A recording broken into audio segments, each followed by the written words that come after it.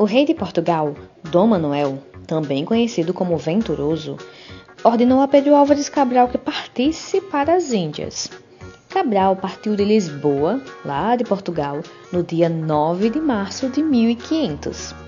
Mas como as viagens pelo Atlântico eram muito demoradas, a expedição de Cabral chegou no Brasil, porque se afastou da rota estabelecida. Então chegou em uma terra que ele achava que era Índia, mas na verdade era outra terra. Ele chegou nessa terra no dia 22 de abril de 1500, após 44 dias de viagem. Que longo, hein? Quando os portugueses da expedição de Cabral desembarcaram na praia de uma região que hoje é conhecida como Bahia, eles encontraram algumas pessoas que já habitavam ali. Como eles ainda achavam que haviam chegado às Índias, então chamaram aqueles habitantes de índios. Todos os registros da viagem e do descobrimento foram feitos ao rei de Portugal pelo escrivão da esquadra, Pero Vaz de Caminha, que narrou os acontecimentos e fez comentários sobre os nossos primeiros habitantes, os índios. Pero Vaz de Caminha escrevia o que acontecia no Brasil e falava sobre os índios ao rei de Portugal. Portugal era um país católico. Junto aos portugueses veio um frei, que é um padre, chamado Frei Henrique Soares de Coimbra. Ele celebrou a primeira missa no Brasil. Essa missa foi realizada em agradecimento pelo descobrimento do Brasil.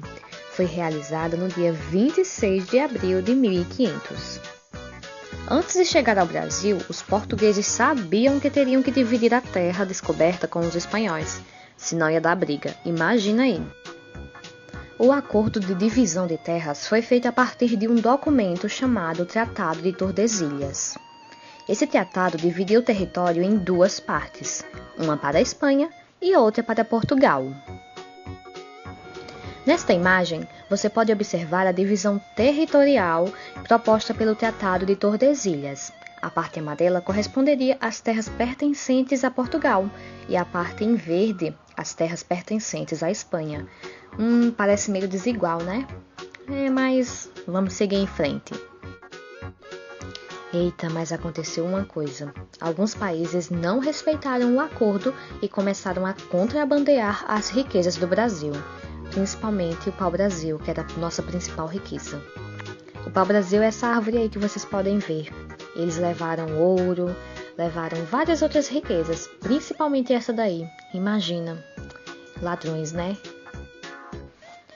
Eu não posso esquecer de falar sobre os países que levaram essas riquezas aqui do Brasil. Foram a Inglaterra, a França e a Holanda. Mas continuemos. Agora vamos ver quais foram os nomes dados ao nosso país. Os índios chamaram esta terra de Pindorama, que é uma expressão da língua tupi-guarani, que é a sua língua original, e significa terra das palmeiras. Já os portugueses deram outros nomes a esta terra. Por exemplo, Pedro Álvares Cabral chamou essa terra de Terra Vera Cruz. Já Pero Vaz de Caminha achou que essa terra parecia mais uma ilha e deu o nome de Ilha de Vera Cruz.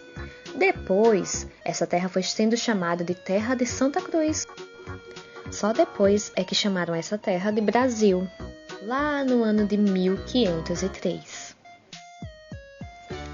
Mas não parou por aí.